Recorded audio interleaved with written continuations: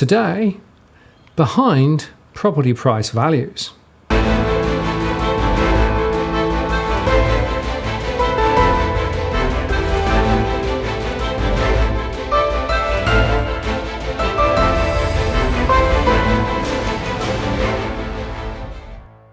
Hello again, it's Martin North from Digital Finance Analytics. Welcome to our latest post covering finance and property news with a distinctively Australian flavour.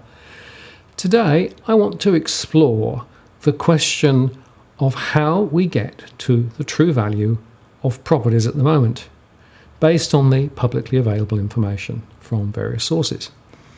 This is one of the major questions that I get a lot, which is, well, according to the various websites that I've looked at, prices have hardly moved at all.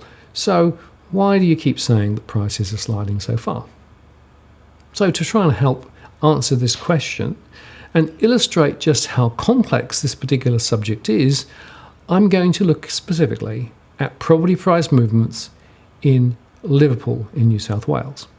And I'm going to visit a number of different sources, and we'll look at what they're telling us with regard to the average home price for a house, and also what price movements there have been over the last 12 months. And I think the results may well surprise you.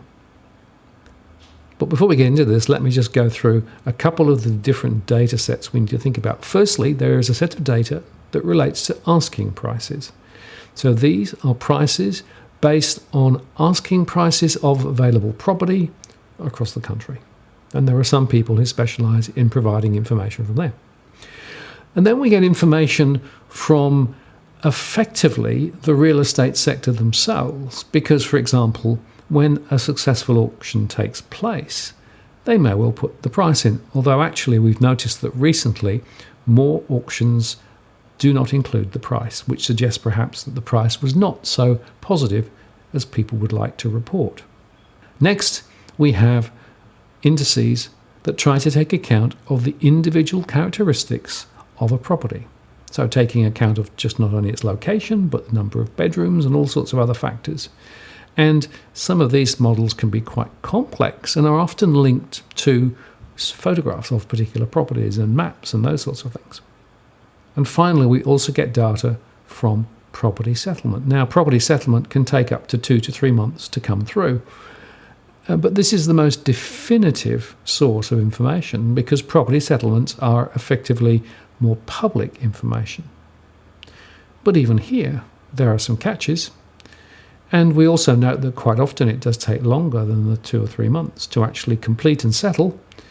And in some cases, properties have very extended settlement periods, which means that the price reported ultimately can relate to a transaction which took place months and months ago. So with that initial complexity, let's have a look at the specific data for Liverpool and see what we can see.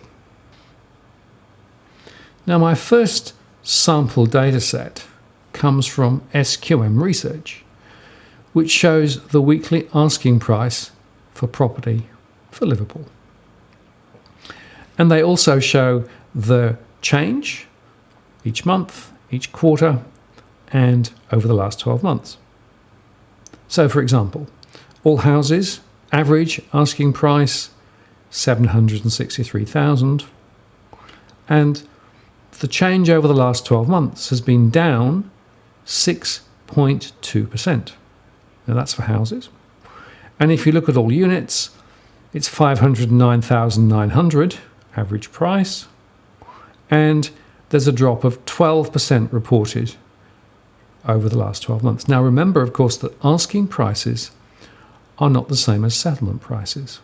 So this tells me that people in Liverpool, when they put their properties on the market, are having now to be more conservative. It doesn't mean they sell, but it means that their asking price is somewhat lower. Now let's look at Domain. Domain, of course, is one of the other property portals, and they have specific profiles for locations. This is the one for Liverpool.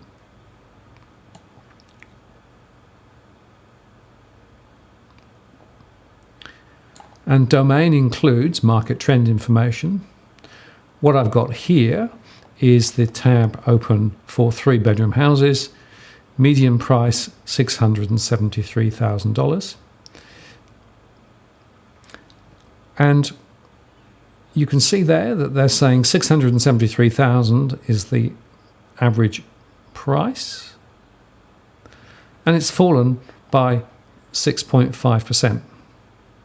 Now, it's not clear to me whether that 6.5% is over the last 12 months or just 2019 to date.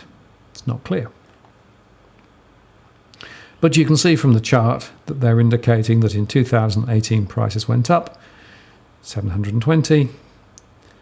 Now they're at 673. Now you can also get information from some of the online publications, for example, Smart Property Investment, which is powered by Momentum Media. And here they provide profile information, and you can see that they're saying that the median price for a house in Liverpool is $671,000, and over the last 12 months it's gone down by 6.34%. Now this doesn't tell you how recent the information is and whether it's run over into 2019. It just tells you the median 12 months. So that's a weakness, I think, of this particular set of data. Now, there may be somewhere on the site something which explains precisely how they get the data, but it's not obvious to me. Now, another site is Your Investment Property, and that's a key media publication, and they have a suburb profile for Liverpool, as you can see, and they show us chart up till January 2019 with the average price of $742,000 for a house and $448,750 for a unit. And they say that they're getting their data from CoreLogic.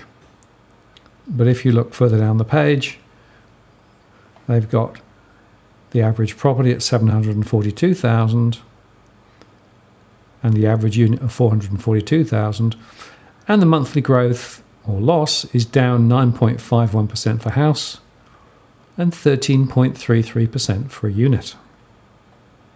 And again, they quote the source as CoreLogic. So 742, 442, 742, 442.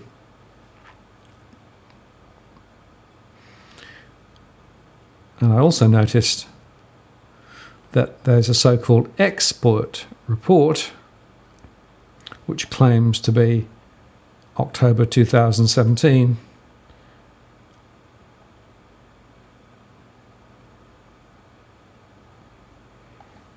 and with a median price of $448,000 and 12-month growth of 4.2%, but seems very out of date.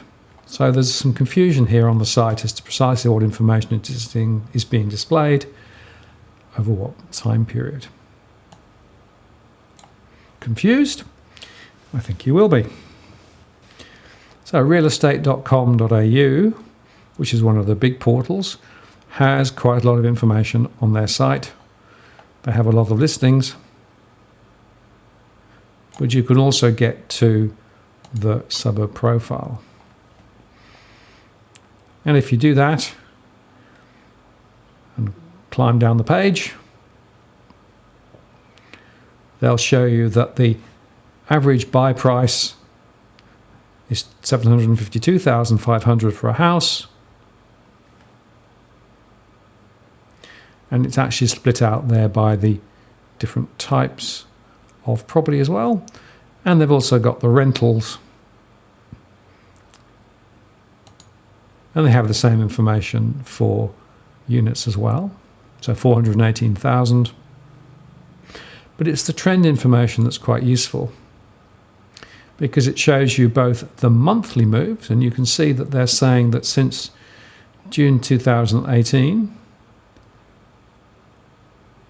there's been a slight fall. So let's look at June 2018. So let's look at April 2018.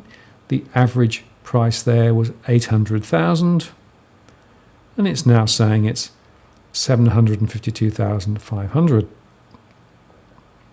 And that's based on 64 sales between March 18 and the 29th of March 19.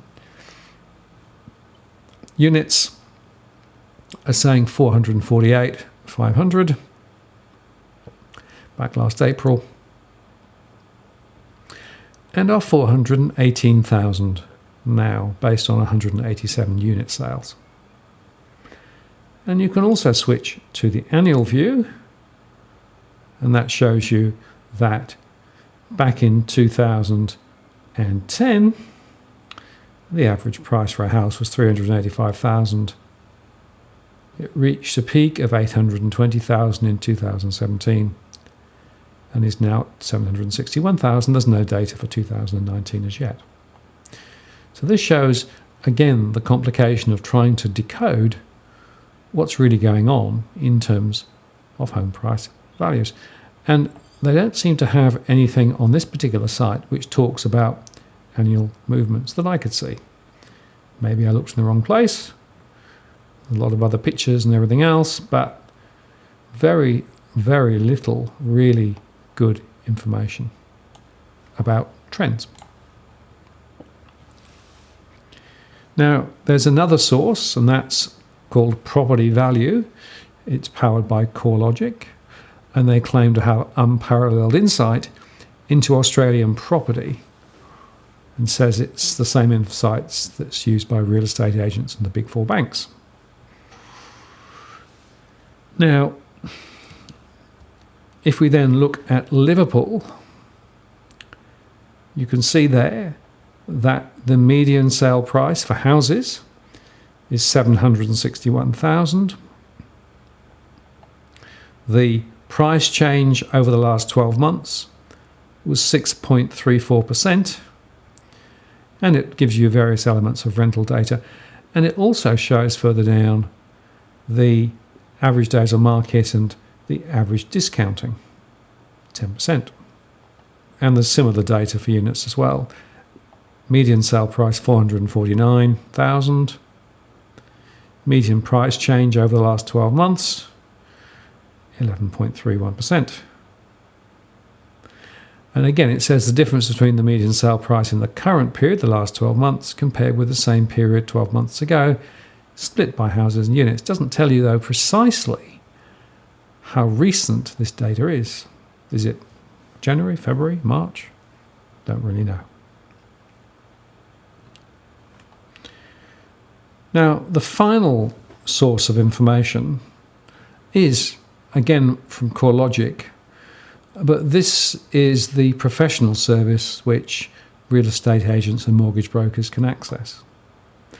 And it's a little bit more comprehensible, but also has a much deeper fall. So this is showing that the average value of property is now 632,000, and there's been a 20.8% fall over the last 12 months. And you can see there the trend over recent times. Now, this information, I think, is probably the most robust and accurate, because as I understand it, it incorporates information from settled properties as well as some of their other indices. So what does all that tell us? Well, it seems to me it shows you that it is very hard to get a truly definitive answer to what is the current asking price of properties or the current sale price in properties in a particular area, and what are the true trends. Because on some of those information sources, there's been only a very small amount of movement, whereas the latest CoreLogic data shows considerably higher movements. But even this one, even the latest CoreLogic data, we think is probably understating the true position because of the delay in processing all that information once the property is actually finally settled. And that's not a CoreLogic problem, that's just the way that the industry works. But as I talk to a number of property professionals in and around Liverpool, if they're honest, they're saying that the current falls from peak are somewhere between 23 and 25%. And over the last 12 months, most of that fall has taken place. And this really comes to my key point. It is very, very hard for the average punter to get good data on what property prices are really doing. And you can't necessarily believe all the publicly available information because you don't know its source, you don't know precisely the timing of the information, and you don't know how objective and independent it is, which creates an interesting conundrum. Now, my view is that there should be a code of conduct relating to property price information. There should be disclosure on every site as to, one, the source and the methodology that's been used to capture the information. Thirdly, the timing of the information. So, is it a month, a week, 3 weeks, 2 years old? We don't know. And I think it's also very important for people to be warned that these are average prices, which means that individual properties, of course, come higher and lower off the average. Because quite often what happens is that people will take that information as gospel and then essentially be disappointed later. So I want to start a campaign to put a code of conduct in place to make the information more transparent, more readily available, and more accurate. And specifically, I want to know whether the information comes from settlement data, from real estate data, from the real estate industry, or from asking price data. Because currently, it is completely unclear. I'm Martin North from Digital Finance Analytics. Many thanks for watching, and I'll talk to you again next time.